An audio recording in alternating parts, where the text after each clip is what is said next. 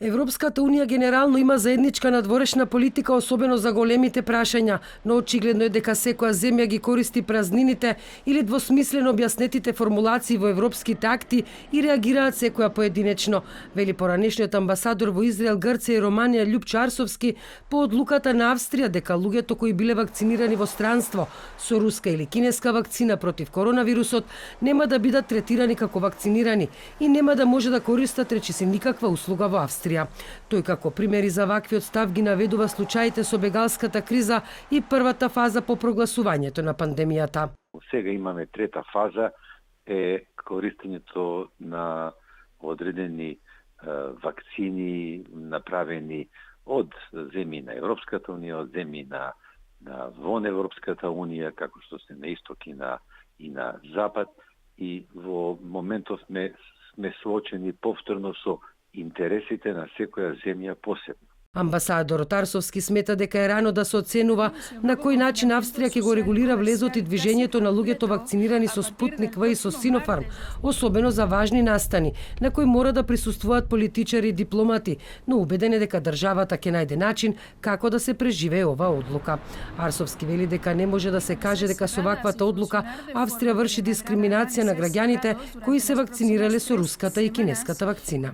Во одредени ситуации ќе се применуваат, предпоставувам, одредени тестови и така натаму, така што тие ситуации за исклучителни настани и така натаму ќе бидат надминати со тоа што ќе се прифатат одредени тестови и така натаму. Знаете, старото римско правило вика quod licet Jovi non licet bovi. Тоа што му е дозволено на Јупитер, на волот не му е дозволено. Понатаму ќе си ги решаваат тие работи повторно од свој интерес и од свој аспект. Не би го употребил тој збор дискриминација во моментов, затоа што прашање е дали Австрија ќе прифати од одреден број на земји и кинеска или руска вакцина, или тоа ќе важи за сите. Ако е за сите, тогаш е одлука на Австрија тие двете вакцини, вакцините од тие две земји да не ги прифаќа. Но, еве, да речеме, повторно би ја спомнал Грција, која си има своји интереси од економски, туристички и други аспекти, таа ги прифаќа и едната и другата вакцина. Тоа беше објавено и пуште други низа погодности кога човекот што доаѓа на граница ќе покаже и одредени тестови и така натаму, така што за нив приоритет е граѓанинот, турист, бизнисмен и така натаму. Претходно Австрија на почетокот на април годинава ги заврши преговорите за купување на вакцината Спутник В.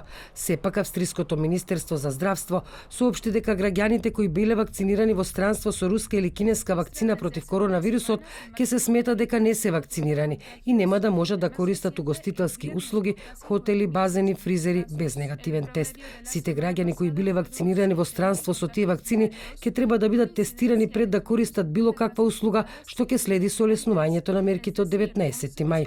И една од најтешко погодените земји од коронавирусот, Бразил, се соочува со политички проблеми во процесот на вакцинација.